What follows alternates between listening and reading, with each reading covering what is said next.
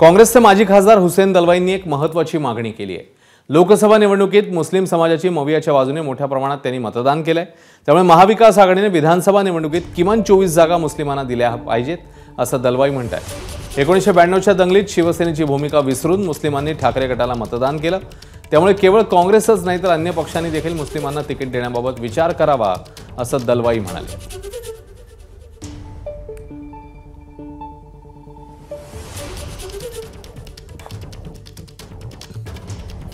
याच अनुषंगाने त्यांच्याशी संवाद साधला आमचे प्रतिनिधी सोमेश कोलगे। काँग्रेसचे माजी राज्यसभा खासदार आणि विचारवंत हुसेन दलवाई हे दिल्लीत आलेले आहेत। आपण त्यांच्याकडून जाणून घेऊया। हुसेनजी, तुम्ही आज दिल्लीत आलेला आहात, काही विशेष मागण्या आहेत असं कळतंय, काय आहेत तुमच्या मागण्या? तुम्हीच सांगा तुमच्या तोंडून। आताची जी निवडणूक झाली त्या निवडणुकीमध्ये मुस्लिमांचं प्रतिनिधित्व एकदम कमी झालेलं आहे। म्हणजे मुसलमानांची संख्या ही 14% वर आहे देशात आणि त्यांना फक्त 24 जागा मिळालेल्या आहेत। इंदिराजी जेव्हा सत्तेवर पुन्हा आल्या 1980 मध्ये, त्यावेळेला सगळ्यात जास्त जागा आल्या त्या म्हणजे 49 आल्या होत्या। खरं म्हणजे 14%च्या प्रमाणे जर बघायला गेलं तर 79 जागा मिळाल्या पाहिजेत, पण त्या तितक्या मिळतील असं नाही।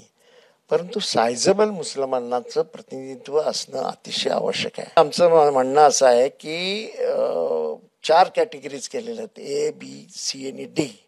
त्या प्रत्येक कॅटेगरीमध्ये किती प्रतिनिधित्व देता येईल असं पाहिलेलं आहे। जिथे संख्या 50%च्या वर मुसलमानांची आहे ते 10%च्या वर मुसलमानांची आहे, अशा त्या कॅटेगरीज आहेत।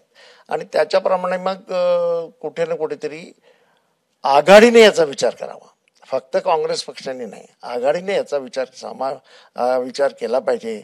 महाविकास आघाडीने, अगदी शिवसेनेने केला पाहिजे, कारण मुसलमानांनी भरभरून मतदान केलेलं आहे। जे ज्या लोक निवडून आलेले आहेत त्यांना 35 ते 40% मतं ही मुसलमानांची मिळालेली आहेत।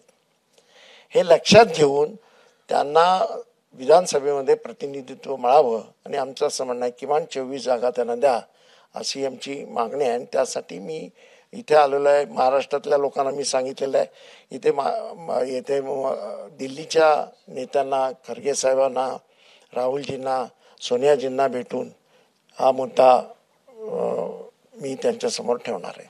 व्हिडिओ जर्नलिस्ट प्रवीण दीक्षितांसह सोमेश कोलगे, एबीपी माझा, नवी दिल्ली। एबीपी माझा, उघडा डोळे बघा नीट।